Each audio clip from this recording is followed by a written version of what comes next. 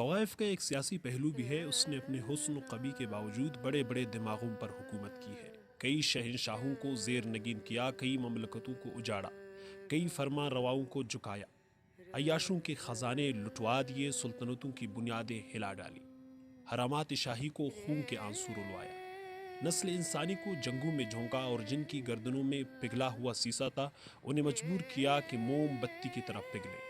چنانچہ یورپ اور ایشیا کے اوراق تاریخ کا ایک بڑا حصہ ان کے اذکار و اشغال سے پر ہے۔ مثلا توتیا وی آرگونا کی شعریات ہسپانوی ادب کا شاہکار سمجھی جاتی ہیں۔ درونیکا فرانکو یونانی علم الاسلام کی ماہرہ ہوئی ہیں۔ فرانس کا شہنشاہ ہنری سوم اس کی ملاقات کو حاضر ہوا تھا اور چلتے وقت اس کی تصویر لے گیا تھا۔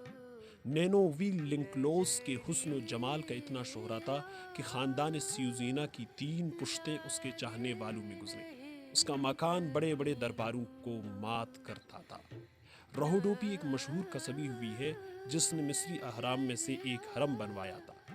پیریکلز کے متعلق پلوٹارک نے لکھا ہے کہ اس نے اسپاسیا نام کی ایک قصبی کو خوش کرنے کے لیے ایتھنز کو جنگ میں جھونک دیا۔ خود سقراط اس کی صحبت میں بیٹھا کرتا تھا۔